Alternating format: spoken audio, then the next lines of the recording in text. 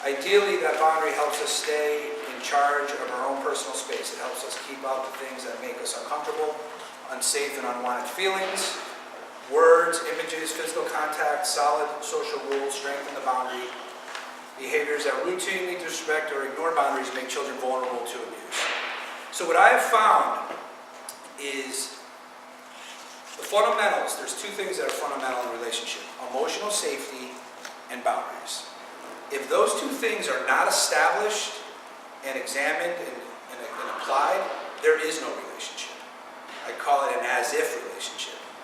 It's a manipulative, exploitive, seductive relationship if those things are not in place. So what I found is, amazingly and dishearteningly, is I'd say about 9 out of 10 people that come into my office are clueless about emotional safety and boundaries and their right to have them and their understanding of those concepts. So a lot of the times we're really just getting back to the basics when sitting with adult or children and really helping them understand what emotional safety and boundaries mean and where are they in their lives. And now those are general terms, but what I ask and what I invite my clients to do is to, what does it mean for you? What does emotional safety and boundaries mean for you? Where is it? What does it mean for you? Where is it in your life? Where is it not in your life? So I ask them to really walk through their life and be aware and conscious of when they're not feeling safe emotionally, and where boundaries are being crossed, and how to one, get aware of when it's happening, and two, how to take responsibility for holding people accountable to those two things. And once they do that, it's amazing how quickly things can get better. So, the fact of the matter is emotional safety and boundaries, there weren't any. There wasn't. It wasn't there, and they were young. And where parents just felt like, you're the child, I'm the adult, and what I say goes, and your opinion and perception and needs are, not important. And I'll let you know in a lot of ways. I'll let you know what you need in a lot of ways. Now, I'm not saying every family is like this, and of course there are, good parents that are conscious and aware and are of their own sort of unfinished places, and they take responsibility for it, and their children grow up very well adjusted, and that's what every child deserves, right? But that's not the case. More children than not do not get emotional safety and boundaries. They don't develop it normally. Normal child development does not happen more times out of not. So insisting on hugging, touching, kissing, tickling, wrestling, or withholding a child, even when the child does not want this physical contact or attention, it's a problem. So you think you're being loving and you're being, and the child is not having a choice. They're being abused. And you'd say, I'm not abusing them, I'm loving them. Well, I see that, but the truth is you're doing more than just loving them, or you're loving them in a way that, is sort of infringing on their space. So personal space, boundaries, emotional safety, they're key. And without them, you can't really move forward. You can't really move forward. And it's interesting, come back to those basics all the time. When relationships, I do a lot of marriage counseling, and when relationships break down, it has a lot to do with the safety and boundaries not being applied and examined rigorously. And you always got to come back just to the basics. And when you do, you can start anew and start to heal old traumas and resentment, and start to get. Because what I found is, if people come in, couples especially, I'm getting a little off track, but I think it applies, that if a couple comes in and they're having trouble in their relationship, if each of them take responsibility for examining themselves and their relationship with themselves, self-intimacy, right? Safety, boundaries, what we're talking about here, connecting with their little child, their inner child, then the other spouse will not be in a position to be defensive or armed. They won't feel like they have to be armed because they're witnessing their spouse take responsibility. So I think this is also important when it comes to parent, caregiver, child relationship. I think children don't need to be fixed, and they don't need you to take away their pain. They just need an adult to take responsibility for themselves. If they see that modeling, that's all that is tremendous amount. It's a tremendous amount of skill that will lead towards them feeling safe. So it's important that they do that. But like I said earlier, most kids don't get that. So what happens is, what they didn't get as a child, or how they were treated as a child, they bring into their adult relationships. And then they have to go back and reparent that part of themselves so that they can be in a healthy, empowered, intimate relationship. So, relationship, so where are we here? Relationship with children. Turn to child for emotional and physical comfort. Has secret interactions with teens or children, right? And that's where I insist on manages to spend uninterrupted time alone with child.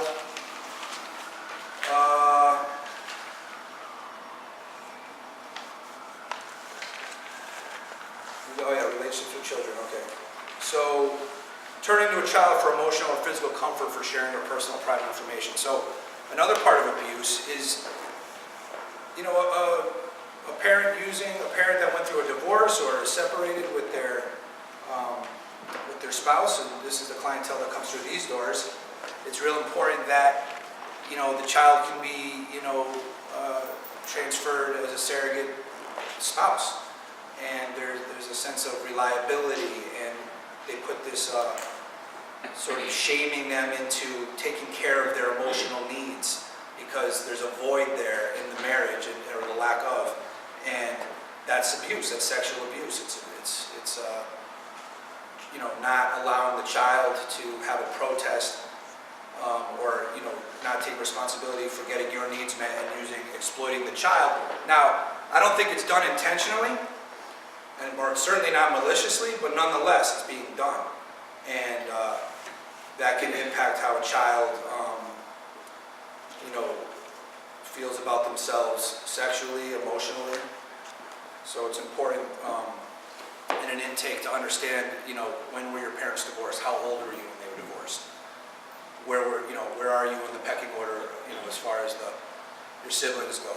What were your roles? Was there a stepfather there? Did your mother date or not? Stuff like that. So it's important to know that dynamic when you're doing the intake. Let's see.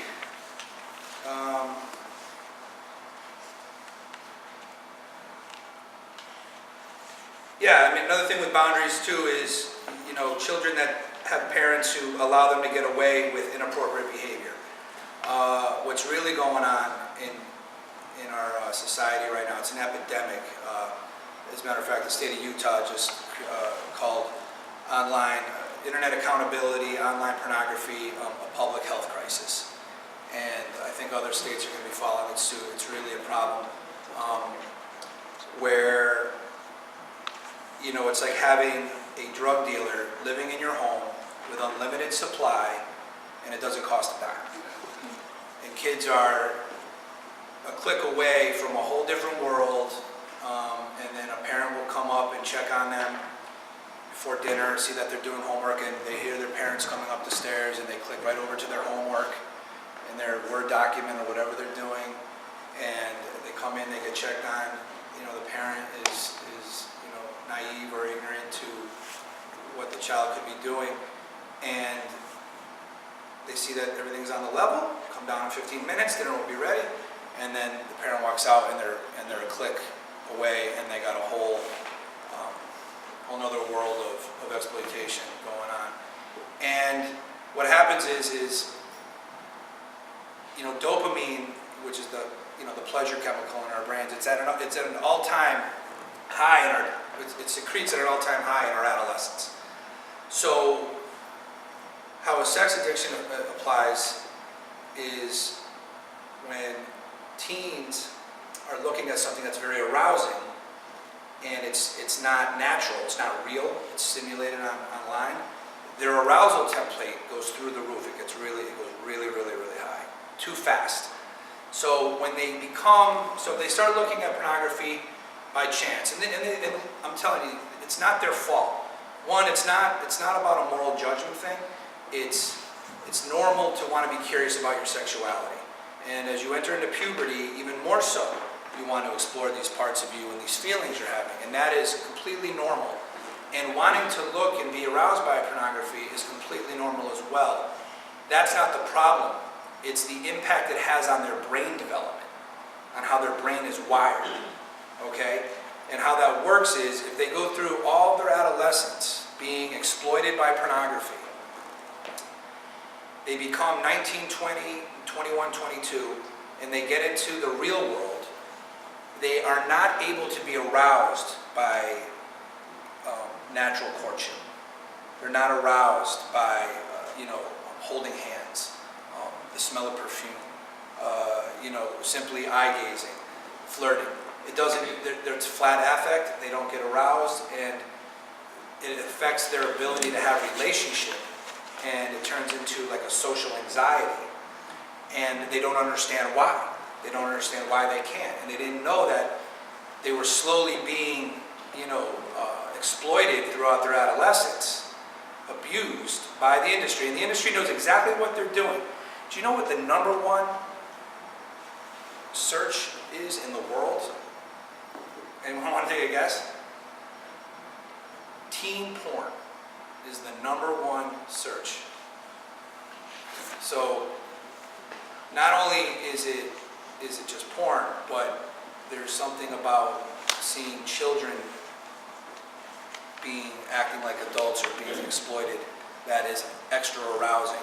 So, and also another sort of scary thought is 88% of the porn industry is owned by one company. So they are spending billions and billions of dollars tracking your children, what they surf, where they go. And I'll give you just a little disclosure, a little side story. I have an 8-year-old daughter. She's in 2nd grade. I live in West Hartford. I have a 5-year-old son. So, and I mean, I am working with this all day long, right? So I'm very, it's on the brain quite a bit. And I'm home and I'm talking to my wife, and I'm like, I'm really nervous about how to keep our kids, because she's a whiz, right? They're both whizzes on the iPad and the Xbox, and I'm just like so behind the times with all that. And what happened was, we're sitting down and she's watching YouTube on the smart TV in the basement. She's watching her, appropriate cartoon. And I'm like, what is this? And I'm just so weirded out by some of these images, and I'm like, I'm just thinking, the subliminalness in all this is. And then when you know it, we're sitting there and we started scrolling, we got out of that, and we started scrolling down the YouTube, and a couple clicks down and to the right, there's an inappropriate, sort of exploitative, not heavy hard porn, but pornography type video. And I'm like, and she would have came by that honestly. And I said to her, we've had talks with her how inappropriate it, it's not that she's bad or wrong. But the interesting thing was, what I noticed was she put her hands over her face and she was like ashamed that she saw that. And it wasn't her fault. She came by it honestly. But it was like there was this thing like, I'm bad for it because I saw that. So what really scares me is how the industry is really irresponsible and really exploiting, and the lobbyists, and internationally and nationally, it's a political and international crisis across the globe, where this industry is really coming right into our living rooms and impacting the way our children see themselves and experience their own sexuality. So the more and more people can become aware of this, the better. So there's a movement initiative to kind of get into the schools, and you can imagine what pornography and schools, those two things don't really go together, right? But the message is clear. It's not about wrong or bad pornography. It's about arming society, and especially our youth, with the awareness and knowledge of the impact that pornography has on your development, particularly your brain, the way your brain is wired. And like the example I used before with these 20-somethings coming in, not being able to have emotion. Another thing it impacts is your ability to have empathy. It takes away your ability to have empathy. Compulsive porn viewing takes away your ability to have empathy. So, which is, and not to mention what it does to women. Women see this and they say, is this what I need to act like to be able to be loved? Scary, right? Is I need to act, I need to do these acts to, this is what love is, yes? I'm sorry, this might be sort of off topic, but I'm a mother of 3 sons, and it's funny, my husband and I just had this conversation last week, and Yeah. so, is there an appropriate level of pornography? Like, I mean, like, he's like, well, you watch, looked at Playboy, and it's like, is Yeah, that, like, wait, is there a normal level? Is it when it goes to compulsion that it becomes, Exactly. because I'm like, we were literally like, how are we gonna protect our sons from these clicks away? I have a 5-year-old. Right, well, and yeah, I 8-year-old, mean, it's, certainly, the pornography is not the problem. It's the access it has to it, and it's it's like the boundary thing. It's too much. It's not monitored enough, and like they saying, you should have to be able to sign up for it to have access to any pornography site. Sign up, put a credit card number in there, make sure you're an adult. You should be able to just get on Google, put sex in the search engine, and then boom. I mean, first line is XXX, click on that, and you have, on the very first page, you have 50 videos to click on. I mean, it's like a total blitz. Yeah. I mean, it's like, it's like crack cocaine, to the cocaine kind of thing, where it's 10 times more addictive, it's that much more of a rush. You know what I mean? It's not a gradual thing. I mean, you get blitzed, you get blown out, and, your arousal goes through the roof. Yeah, and what happens is when kids start going to it, it's a numbing agent. It's an escape of self. So unlike substance, you can't abstain and then, you can't withdraw, you can't get off it and then just abstain from it. You can't abstain from your own sensuality, from your own sexuality. You have to change your relationship to it. So that's what makes it so difficult. So porn is being used as a numbing agent, an escape from reality. So kids who are overwhelmed, who are stressed, emotionally, not connected, or someone who has low self-esteem, or people who are being sexually abused are more, have a tendency to go to pornography to escape what they're feeling about themselves, which is their shame. So what the scary part of the whole thing is you don't know how it impacts you until it's way too late. And then you have a lot of work to do. Here, I'll give you another example why it's a brain issue and not a hormonal or a moral judgment thing. So there was a 51-year-old and a 23-year-old, both addicted to pornography. And the addiction to pornography, their compulsive use of pornography, led them both to erectile dysfunction, okay? They couldn't be aroused by real activity. So they both went into recovery. The 50-year-old was able to get his erection back twice as fast as the 23-year-old. You can say, how can that be?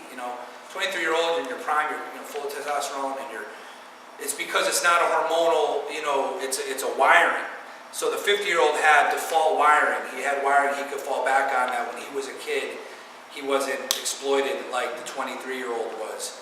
So that goes to show you that he got his back in 3 months, the 23-year-old got his in 6 months after rigorous treatment of abstaining from pornography and doing the work. So it goes to show you the impact it can have when you're compulsively looking at it.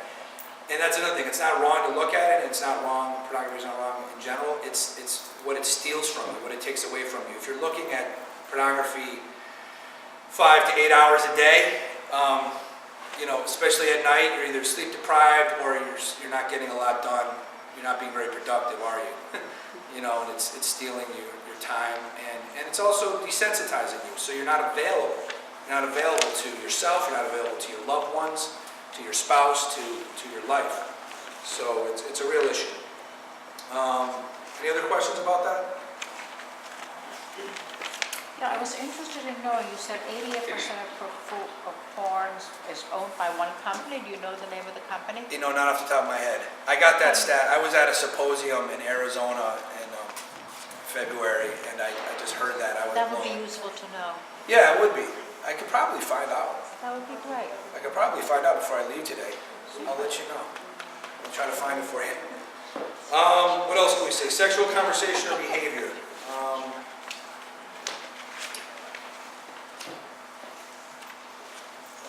Frequently points out sexual images or tells dirty or suggestive jokes for children present.